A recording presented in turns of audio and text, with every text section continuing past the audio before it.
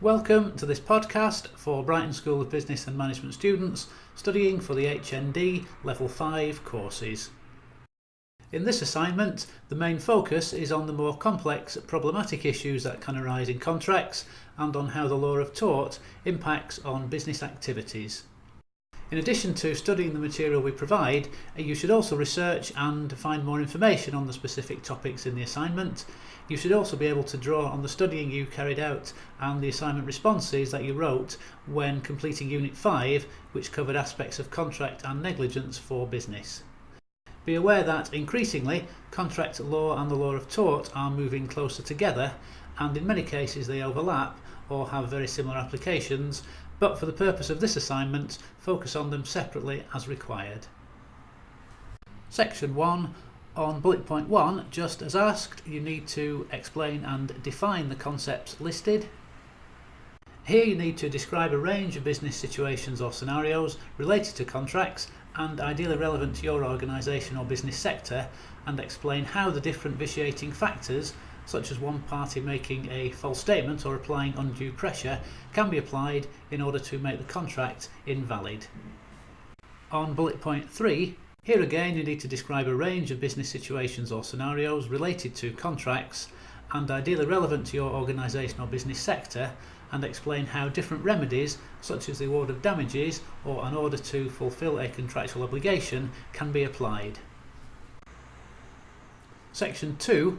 For this part of the assignment, you'll need to firstly define the forms of discharge, which could be agreement, frustration, performance or breach, and explain the legal consequences, for example the legal consequences of both parties agreeing to end the contract.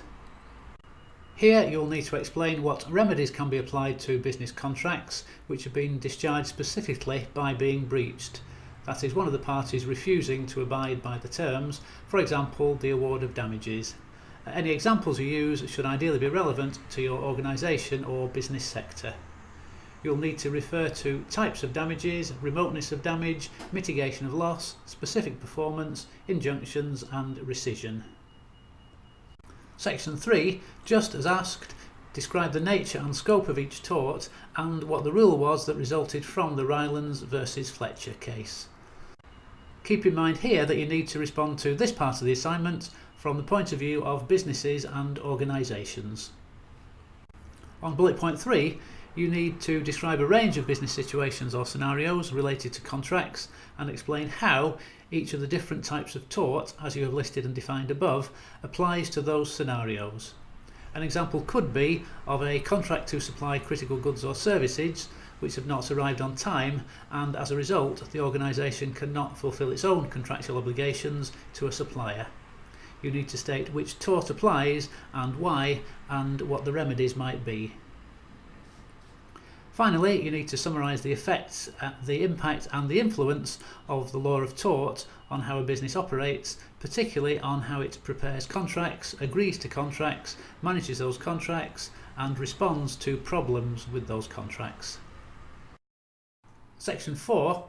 Here you need to describe what are known as general defences, such as volenti non fit injuria, statutory authority, necessity, act of God, special defences against specific torts and contributory negligence, and describe how these can be applied in a range of business situations, ideally ones relevant to your organisation or business sector.